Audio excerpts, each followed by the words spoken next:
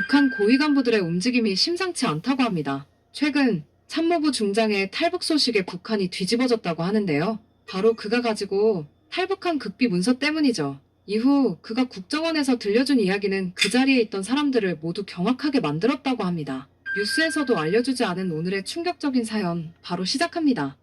안녕하세요. 저는 리철민이라고 합니다. 한때 북한의 참모부 중장으로 복무를 했었죠. 김정은의 신임을 받는 고위 간부로서 저는 제가 살아가는 삶이 자랑스러웠어요. 물론 그 일이 있기 전까지는 말이죠. 그날도 평소와 다름없는 아침이었습니다. 습관처럼 서류를 검토하고 있을 때였죠. 노크 소리가 조심스럽게 울렸습니다. 들어오시오. 제가 말하자 문이 천천히 열렸어요. 창백한 얼굴로 주변을 살피며 들어온 정동수의 모습에서 심상치 않은 긴장감이 느껴졌어요. 그는 조용히 문을 닫고 제 책상 앞으로 다가왔습니다. 그러고는 조용히 속삭였어요.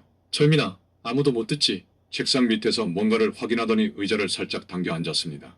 네가 꼭 봐야 할 게 있어. 저는 정동수가 떨리는 손으로 꺼내놓은 갈색 봉투를 조심스레 열었습니다. 이후 봉투 안에서 나온 사진들은 매우 충격적이었습니다. 휴양소에서 호화로운 파티를 즐기는 고위 간부들의 모습, 그들의 별장에 쌓여있는 외제 물품들, 그리고 그 뒤에 숨겨진 또 다른 사진들에는 영양실조로 부어오른 어린아이들의 모습과 정치범 수용소에 참혹한 고문 장면들이 쌓여 있었습니다. 손이 떨려 사진을 제대로 넘길 수조차 없었죠. 사실 이런 상황들을 모르고 있었던 것은 아니었습니다. 북한의 고위층에서 마약이 유행한 지는 이미 오래되었으니까요.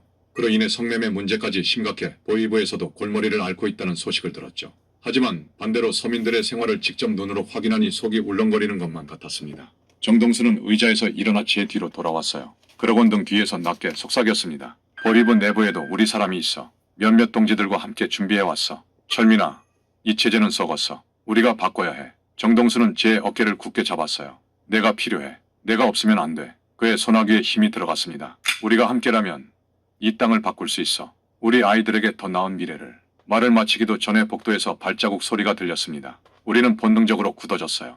정동수는 재빨리 사진들을 챙겨 봉투에 넣었고 저는 서둘러 책상 위에 서류들을 정리했죠. 발소리는 다행히 멀어졌지만 방금 전까지 느꼈던 공포는 여전히 남아있었어요. 창밖으로 보이는 평양의 전경이 달라 보였습니다. 질서정연해 보이는 도시의 표면 아래로 썩어가는 어둠이 보이기 시작했어요. 어깨의 훈장이 천근만근으로 무거워졌습니다. 시간이 필요해. 목이 메어 간신히 말했어요. 정동수는 봉투를 꽉 쥐며 고개를 끄덕였습니다. 문고리를 잡기 전 뒤돌아보며 말했어요. 72시간. 그 이상은 줄 수 없어. 우린 이미 움직이기 시작했으니까. 그리고 결국 저는 정동수에게 답을 주지 못했습니다. 아침마다 거울 속 제 모습을 바라보며 수십 번을 망설였죠. 훈장들이 달린 군복을 입을 때마다 마음이 무거워졌어요. 복도를 지나는 보위부 요원들의 발걸음 소리에도 가슴이 철렁 내려앉았습니다. 그러다 결국 사건이 터지고 말았죠. 그날도 평소보다 일찍 출근했을 때였어요. 최악의 소식이 들려왔죠. 정동수가 체포됐다는 보고였습니다. 내부 고발자의 밀고가 있었다고 했죠. 순간 온몸에 피가 얼어붙는 것 같았어요. 정동수의 서재에서 수십 장의 문서가 발견됐다는 말에 등줄기로 식은땀이 흘렀습니다. 사흘 뒤 전군 주요 간부 소집령이 떨어졌어요. 저는 앞자리에 앉아야 했습니다. 참모부 중장이니까요. 연병장에는 이미 수백 명의 군인과 주민들이 모여 있었죠. 정동수가 끌려 나왔을 때 처음에는 그인지 알아보지 못했습니다. 고문으로 일그러진 얼굴, 걸음조차 제대로 걷지 못하는 모습이었어요. 그의 뒤로 아내와 두 아들이 끌려 나왔죠. 막내는 겨우 10살이었습니다. 선고문이 낭독되는 동안 저는 눈을 감았어요. 하지만 귀는 막을 수 없었죠. 반역죄, 국가전복음모, 수령모독, 죄목이 하나씩 낭독될 때마다 정동수의 어깨가 움찔거렸습니다. 처형 직전 정동수는 고개를 들어 관중석을 돌아보았어요. 그의 시선이 저와 마주쳤을 때 희미하게 미소 짓는 것 같았습니다. 그 순간 총성이 울렸죠. 정동수의 아내가 먼저 쓰러졌고 이어서 두 아들, 그리고 마지막으로 정동수가. 구역질이 났지만 참아야 했어요. 주변의 시선이 저를 향하고 있다는 걸 알았으니까요. 그들은 제 반응을 지켜보고 있었습니다. 그날 이후 일상이 달라졌어요. 복도에서 마주치는 동료들의 눈빛이 달라졌고 부하들의 경례도 어딘가 조심스러워졌습니다. 누군가 저를 지켜보고 있다는 느낌을 지울 수 없었죠. 한 달쯤 지났을까요? 젊은 장교 박 의원이 제 집무실을 찾아왔습니다. 28배 나이의 소령으로 진급한 유능한 장교였어요. 중장님, 유현의 목소리가 떨렸습니다. 더는 참을 수가 없습니다. 유현이 내민 문서에는 부대 내 비리가 상세히 기록되어 있었어요. 병사들의 식량이 착복되어 간부들의 주머니로 들어가는 과정, 배급된 물자가 장마당으로 빠져나가는 경로가 꼼꼼히 적혀 있었죠. 특히 충격적인 것은 영양실조로 쓰러진 병사들의 명단이었습니다. 이대로는 안 됩니다. 중장님께서 나서주셔야 합니다. 젊은 장교의 눈빛이 간절했어요. 하지만 저는 고개를 저을 수밖에 없었습니다. 정동수의 처형 장면이 떠올랐으니까요. 유현아, 그만두는 게 좋겠다. 제 말이 끝나기도 전에 유현은 자리를 박차고 일어났어요. 그의 눈에는 실망감이 가득했습니다. 중장님도 결국 같은 분이시군요. 이틀 뒤 유현이 보위부에 체포됐다는 소식이 들려왔어요. 누군가가 그를 밀고 한 것이었죠. 보위부 신문 과정에서도 유현은 끝까지 자신의 신념을 굽히지 않았다고 합니다. 일주일 후 이번에는 부대 내에서 처형이 진행됐어요. 유현의 얼굴은 형체를 알아보기 힘들 정도로 망가져 있었지만 그의 목소리만은 또렷했습니다. 처형 직전 유현이 저를 바라보며 말했어요. 언젠가 이 땅의 진실을 모두가 알게 될 날이 올 겁니다. 총성이 울리고 유현의 몸이 쓰러졌습니다. 병사들의 얼굴에서 눈물이 흘러내렸어요. 유현은 그들의 형이자 친구였으니까요. 그날 밤 제 책상 위에 한 장의 보고서가 올라왔습니다. 보위부에서 나온 거였어요. 제 통화 기록과 일거수일투족이 상세히 기록되어 있었죠. 정동수와의 마지막 접촉, 유현과의 대화, 심지어 제가 자주 들르는 이발소에서 나눈 대화까지. 손이 떨렸습니다. 이제 저와 제 가족도 감시 대상이 된 거죠. 창밖을 바라보니 멀리 보위부 건물이 보였어요. 그곳에 불빛이 마치 저를 노려보는 것만 같았습니다. 집에 돌아와 보니 딸 수연이 거실에서 울고 있었어요. 학교에서 친구들이 수연을 피한다고 했죠. 정동수의 일을 알게 된 학부모들이 자기 아이들에게 수연과 어울리지 말라고 했다는 겁니다. 아내 윤정은 평소보다 더 조용했어요. 하지만 그녀의 눈빛에서 똑같은 두려움을 읽을 수 있었습니다. 윤정이 차려준 저녁을 먹으면서 문득 깨달았어요. 이대로는 안 된다는 걸. 우리 가족은 더 이상 이곳에서 안전하지 않다는 걸. 그날 밤 딸아이 방에 들어가 자는 얼굴을 지켜봤습니다. 책상 위에는 의학 교과서가 펼쳐져 있었어요. 수연은 의사가 되고 싶다고 했죠. 하지만 이 체제에서 그 꿈은 이룰 수 있을까요? 창밖에서 순찰차 지나가는 소리가 들렸습니다. 매일 밤 우리 집 앞을 지나가는 순찰차였죠. 더는 망설일 시간이 없었어요. 우리 가족을 지키기 위해 이제는 결단을 내려야 할 때였습니다. 서랍 깊숙이 보관해둔 중국 지도를 꺼내들었어요. 탈북이라는 단어는 가족들 앞에서 꺼낼 수조차 없었죠. 하지만 우리는 모두 알고 있었어요. 이대로는 살아남을 수 없다는 것을. 먼저 자연스러운 출국 명분이 필요했습니다. 서부사단 군사 동향 점검은 제가 맡은 임무 중 하나였죠. 거기에 선양에 있는 친척의 병문안을 더하면 충분히 설득력 있어 보였어요. 특히 윤정이가 간호사 출신이라는 점이 큰 도움이 될 거라 생각했습니다. 여보, 어느 날 밤 부엌에서 설거지하는 윤정이에게 조용히 다가갔어요. 혹시 당신 고모부 소식 들었어? 윤정이가 순간 손을 멈추었습니다. 우리에겐 선양의 친척이 없었어요. 하지만 윤정이는 바로 알아챘죠. 네, 많이 편찮으시다고 들었어요. 윤정이의 목소리가 미세하게 떨렸습니다. 그날 밤 우리는 오랜만에 막걸리를 마셨어요. 창문을 넘어 들어오는 달빛 아래서 속삭이듯 이야기를 나눴죠. 윤정이는 자신의 간호사 경력을 살려 고모부의 병간호를 도울 수 있다고 했고 저는 그 사이에 군사 동향을 점검하면 될 거라고 했습니다. 수연이의 설득은 더 조심스러웠어요. 어느 날 저녁 수연이의 방에 들어가 책상에 앉아있는 모습을 지켜보았죠. 수연아, 중국의 의과대학에 대해 들어본 적 있니? 수연이의 눈이 반짝였습니다. 네, 선양의과대학이 유명하다고 들었어요. 그렇게 우리의 계획은 하나씩 모양을 갖춰갔어요. 수연이의 학구열과 윤정이의 간호사 경력 그리고 제 군사 점검이라는 세 가지 명분이 완벽하게 맞아떨어졌죠. 출국 허가 신청서를 제출하던 날 보위부 신문관의 날카로운 시선이 저를 꿰뚫었습니다. 하지만 다행히 한 달이 지나고 허가가 떨어졌죠. 하지만 그때부터가 진짜 시작이었어요. 보위부의 감시는 더욱 강화됐고 우리 가족의 일거수일투족이 보고되고 있다는 걸 알 수 있었죠. 출국 일주일 전 수연이의 학교에서 연락이 왔어요. 갑자기 중요한 행사가 있으니 출국을 미루면 안 되겠냐는 거였죠. 함정이란 걸 직감했습니다. 죄송하지만 이미 모든 일정이 확정됐습니다. 단호하게 거절했어요. 고모부의 상태가 위중하셔서 더는 미룰 수가 없네요.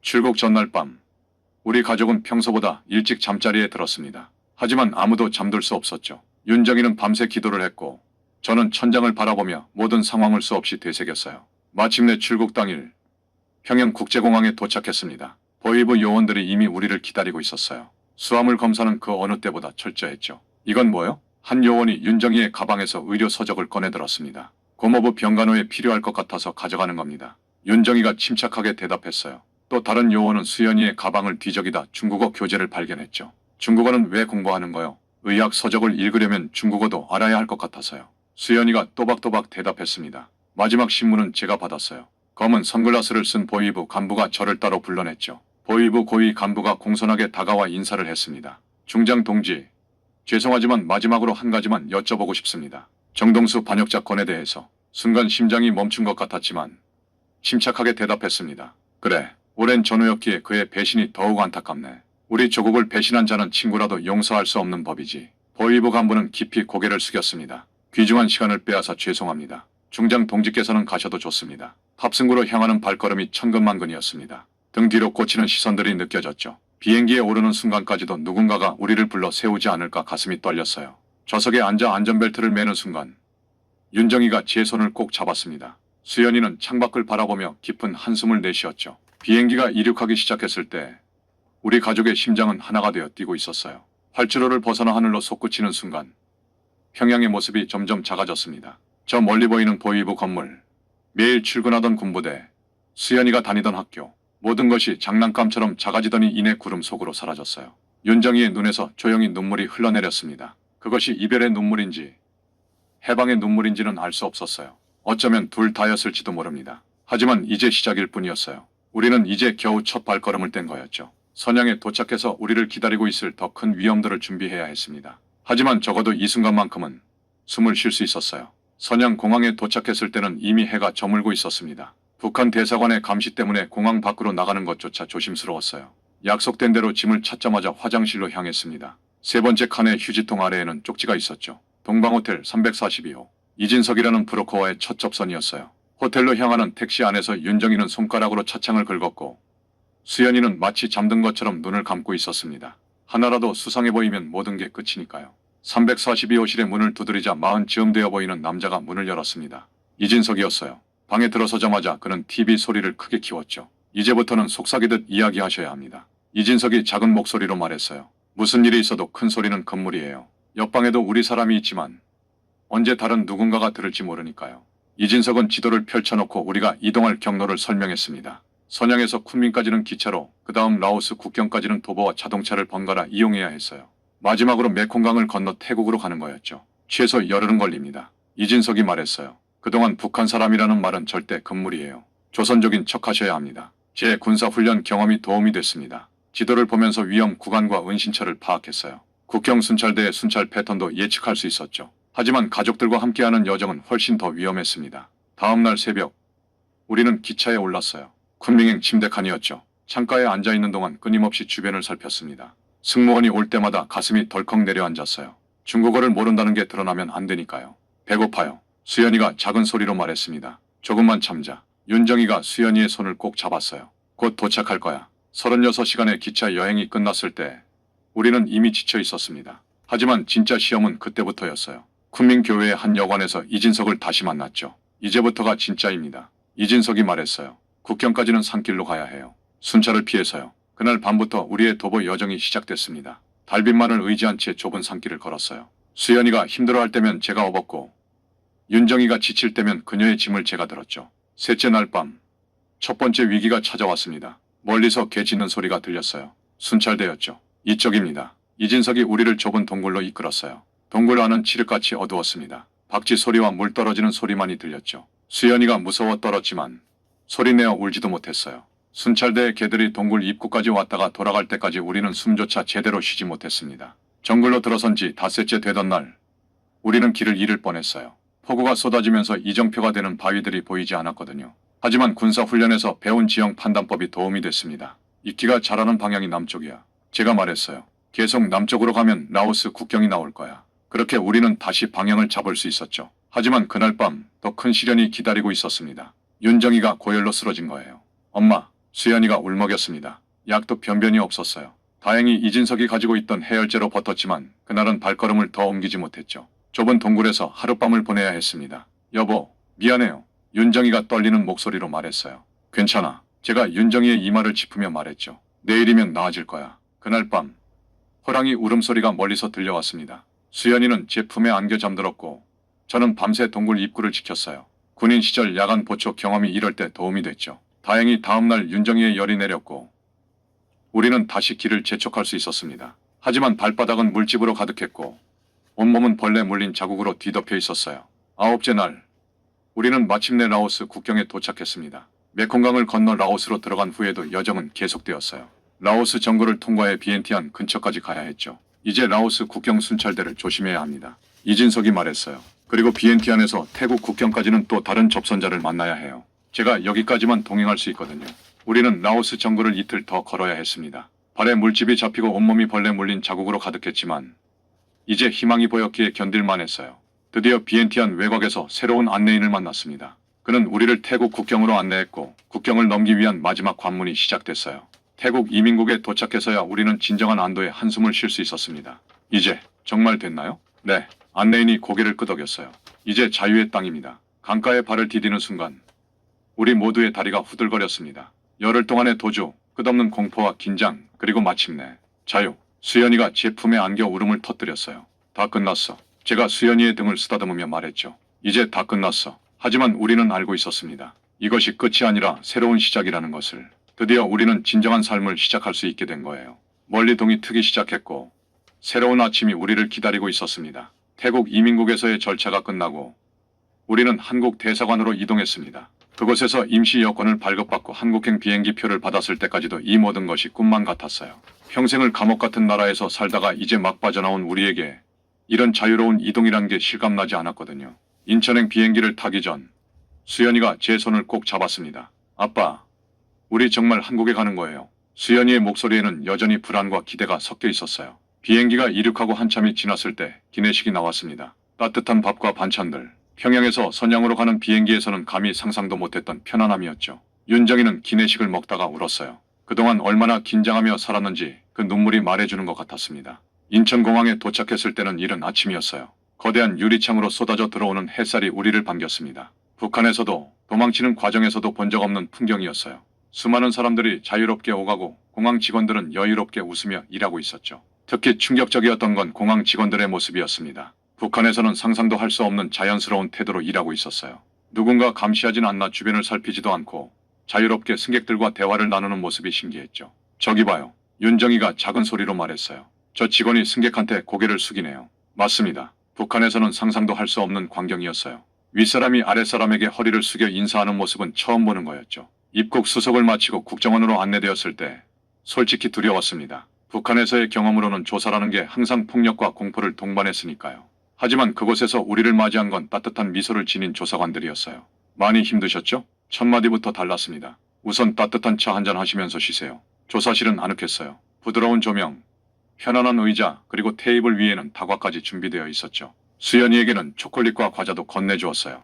혹시 피곤하시면 중간에 쉬어가실 수 있습니다. 조사관이 말했어요. 서두르실 필요 없어요. 질문들도 정중했습니다. 제 군 경력이나 북한의 군사 정보에 대해 물을 때도 강요하는 듯한 태도는 전혀 없었어요. 오히려 제가 불편해하는 주제는 자연스럽게 넘어가 주었죠. 중장님께서 겪으신 일들이 얼마나 힘드셨을지 이해합니다. 조사관의 말에는 진심이 담겨 있었어요.